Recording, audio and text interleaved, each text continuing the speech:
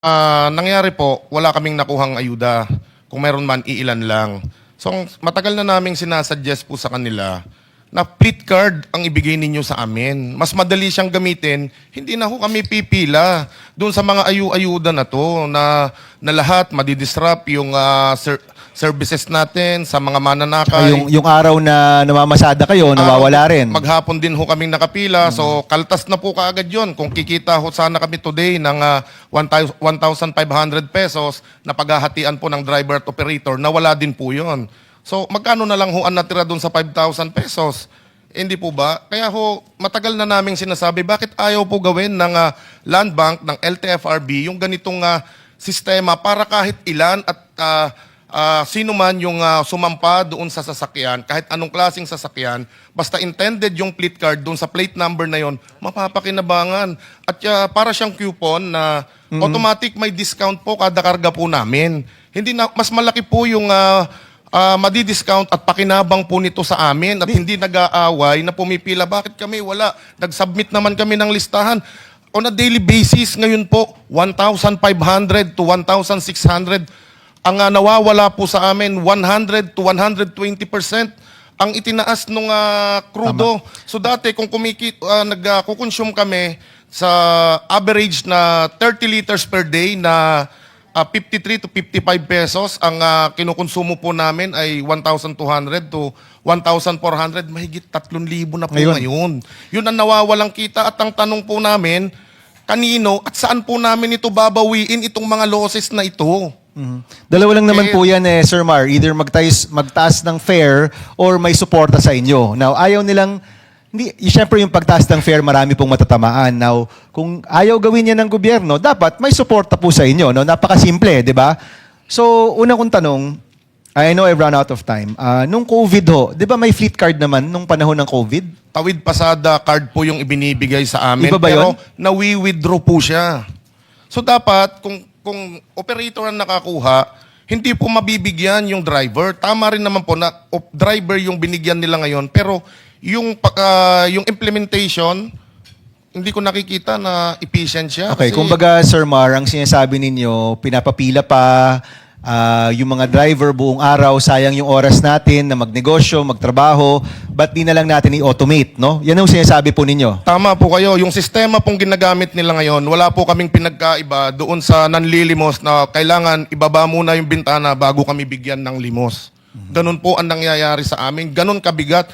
Kami yung direktang pumasan ng bigat. Meron na po ba rito sa session hall na to na kayang pasanin yung losses na 1,500 pesos a day, 45 to 50,000 pesos on a monthly basis. Meron po ba rito na pwedeng magsakripisyo sa atin noon? Wala. Mamang tsuper lang po ang nakakapagsakripisyo niyan. Okay. Sir Mar, tatanungin ko lang ang DSWD. Ito pong, alam naman ho natin, no, na pag-uusapan natin ang transport workers, sila ang pinakaunang natatamaan dito. Agricultural workers, MSMEs, susunod-sunod po yan, no? Pero sila po yung pinakauna. Ito pong request nila ay sana mas efficient, mas diretso, no? Yung tulong. Iba pang usapan yung kung magkano. Kasi yung binibigay natin, hindi rin naman yan nagmamatch dun sa losses nila. Diba? Mas maliit yan sa kanilang nawalang income. But I just want to ask this question as my final question. Yung sinasabi po nila, kasi sa palagi ko po, hindi naman to one time eh. Ang expectation natin, this will last 3 to 6 months or more. Kahit matigil yung gera tomorrow, bukas, yung taas ng presyo, nandyan pa rin yan ng ilang buwan eh. So, kailangan natin silang matulungan. Ito pong pag-automate or pagkaroon ng fleet card, pwede po ba itong gawin para hindi na po sila kailangan pumila para sa ayuda, mabibigay po yung tulong. At the same time, kung magkano yung nabibigay, na ma-manage nyo rin po. Is that in the plans of DSWD? Your Honor, gusto lang po namin sanang malaman kung ano yung tinutukoy niyang ayuda. Kasi as you know, dalawa po kami nagbigay ng ayuda. Kami po sa DSWD, cash relief assistance po ang binigay namin. At diretso po yun sa mga drivers. Cash or diretso sa GCash? Or Cash po. Cash talaga, okay. At base naman po sa mga news reports, napakabilis. Sobrang bilis nga po. Kasi pupunta ka doon, kung ikaw ay na-vet na yung listahan mo, hindi po dapat pumupunta wala sa listahan, okay? So, kaya po dapat malinaw, sa amin po, hindi po totoo yung 21% na accomplishment. So sa amin po, pag malinis yung listahan, dumating yung mga kasama natin driver, babayaran po sila. At yan naman po ay matter of judicial notice. Sige, papaklaro natin kay Mar, no? Ito po bang release ng pondo ay mula sa DSWD, DOTR, LGU? Sino po ba yung nagbigay po ng tulong po sa inyo? Mr. Chair, nakakatawa po. No? Magkatabi pa po sila eh. Ang DOTR at ang DSWD, hindi po ba sila nag-uusap kung yung ibibigay po sa amin eh, kung saan po ba ito galing? Hiningan po kami ng listahan ng LTFRB.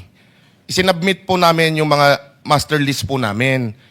Yung pala, ibibigay din po pala sa LGU. Doble ang ginawa po nilang pahirap sa amin. Kailangan namin ng ORCR, pipicturean kami, kasama yung jeepney namin, hawak namin yung driver's license, kasama yung prangkisa, kasama pa po kung saan presinto kami bumoboto. Mr. Chair, totoo po yan at may mga ebidensya po kami. Kung saan po kukunin, hindi po dapat kami yung tinatanong. Hindi po ba? Kayo yung nakakaalam kasi kayo yung magbibigay. Tama po. Okay, Mr. Valbuena, but gusto ko lang kasing matukoy ito, no? Of course, alam natin magkaiba rin yung pondo nila eh. And kami yung pumupondo po dyan. Kaya gusto namin malaman kung anong pondo yung nagamit ng maayos. So, yung nangyari pong ayuda o payout, sino po yung namimigay? LGU ba? DSWD ba? Sino po mismo yung nagbibigay sa inyo? Para lang klaro sa amin. Ang namigay po kahapon, ang kasama ng LGU, ang DSWD. Pero una po kaming pinag-submit ng listahan sa LTFRB. Okay. So ito yung sinasabi namin na kailangan yung response ng gobyerno, iisa lang talaga. No?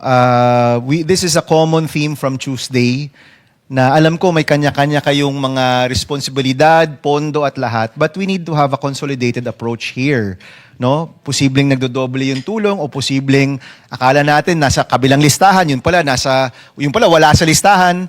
We need to have a consolidated approach here. No? So, Mr. Chairman, baka maganda po yung komite, pwedeng i-meet on the side yung mga agencies at yung transport workers natin, maklarify natin yung expectation nila kung ano yung makukuha, magkano yung makukuha, ano yung proseso para malagay sa listahan, ano yung proseso sa pagtanggap ng pera. Kasi kahit yung pagtanggap ng pera, posibleng nakakaantala dun sa pang-araw-araw na pamamasada po nila. So, Mr. Chairman, can the committee convene this on the side? Ang balak po talaga namin magkaroon ng mga technical working groups bawat sector, no? Kasi iba-iba yung pangangailangan, we'll get more details. Pero just to comment on that, kaya kailangan ng isang cohesive national contingency plan dahil nagbibigay yung DSWD ng ayuda, nagbibigay si DOTR, LTFRB ng pantawid pasada, pero parehong tulong yun. No? At ako, kung tatanungin, pinaka-effective pa rin ay yung fuel subsidy na diretso sa card. Kasi gagamitin ng tao yan sa pangkarga ng fuel, hindi gagamitin yan sa ibang bagay. Yung cash nakakatulong pero hindi natin alam kung saan gagastusin. Unlike yung fuel subsidy, diretso na. At yan ang ginagawa na matagal na, ilang dekada na natin ginagawa yan. No? So, but we'll pursue that later on. Go ahead, Mr. Valbuena. Opo, meron pong 2.5 billion pesos ang DOTR na para sa fuel subsidy. Tama rin po si ASEC o USEC ng DSWD. Alin po doon ang pinagkuhanan po natin. So gusto rin namin malinawan kung makakakuha pa po ba kami sa DOTR doon sa 2.5 billion o doon sa AIC. So ano po ito? Kaya po kami nagtatanong. Kaya nga dapat ano talaga yan eh, nag-usap yung gobyerno, no. At yung pantawid pasada nakadesenyo talaga yan, even yung special provision para sa fuel subsidy, no. At yan ang mas magandang mekanismo dahil diretso yan doon sa fuel card, no. So with that, Senator Lauren, you have 10 minutes.